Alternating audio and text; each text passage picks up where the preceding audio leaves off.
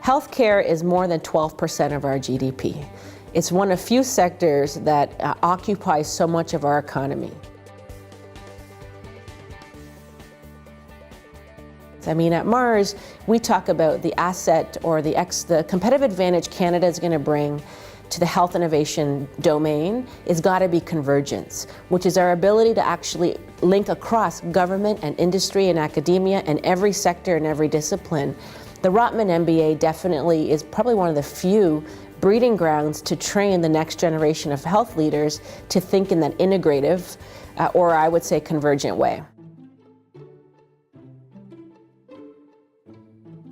So this health sector that we have it's ripe for innovation. So if you think of a perfect storm, they say scarcity breeds innovation. So we have this $200 billion system in Canada that frankly cannot meet the demands that society is placing on it. And yet we had a system that was designed in the post-World War II era to really meet the needs of a catastrophic event. So if you got hit by a car or got shot or developed a heart attack, this system was designed to be there for you, to either fix you or be there for you in your last days. We now have a situation where health is being defined a lot more broadly than the elimination of disease.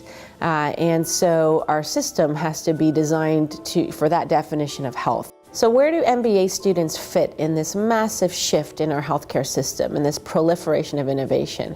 I actually think they're like children in a candy store. So if you think about it, at the end of the day, what innovation requires is the ability to pull from multiple domains of expertise. It's only at those sweet spots, at the boundaries of finance, medicine, organizational management and theory, architecture, if you will, and you name it, is where real fundamental innovation and change happens.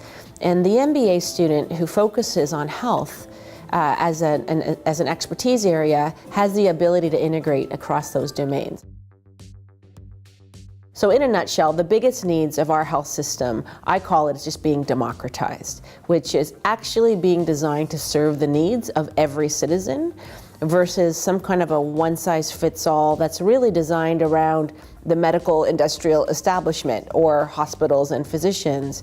And so what we're going to see in our health system is a fundamental shift in a bunch of dimensions, such as a system that's a lot more tailored and personalized to the individual context. That's certainly not the case today.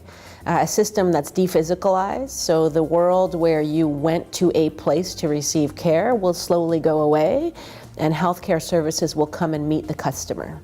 Third big change is a system that's empowered.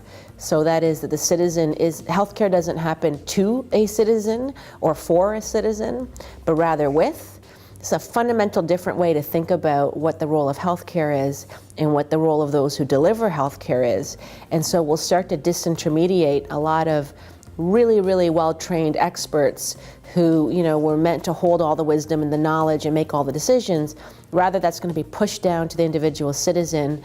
And the role of the, 10-year trained medical expert will be more of a guide or a coach or a navigator. All of those shifts, personalizing, dephysicalizing, empowering citizens, at their root require innovation. Because innovation is doing things fundamentally newer or better to create value. You can't just take the status quo system we have and introduce these major shifts I just described. They require innovation, and Canada's unfinished business, frankly, is innovation. We haven't really designed how we teach people and how we train and how we work to embrace an innovative mindset. Some level of competence and understanding of health is critical. And that's, I'd say, different from being in retail or other areas, because health is inherently extremely complex. It's technically complex, it's organizationally complex, and there's many other layers of complexity. So knowing enough to be dangerous, I think, is critical, first of all, for a Rotman MBA. And that could be achieved through both coursework, but also just embedding yourself in this interesting health ecosystem that Rotman finds itself, frankly, in the heart of. But the other key preparation for a Rotman MBA student to enter health is around how are they going to link across the different facets of our health system and bring value by tying them together. So I would say gone are the days that you get a health MBA and then you get some line job, perhaps in planning or strategy at a health organization, and you wake up every day and just do your job really, really well using your MBA skills. The value that a Rotman trained MBA might bring in even that same situation is the ability to rise up, look across the system, find the linkages and the nodes, and facilitate ways for the system to work together to achieve the massive changes our system is going to need in order for it to still be there for our kids and our kids' future generations.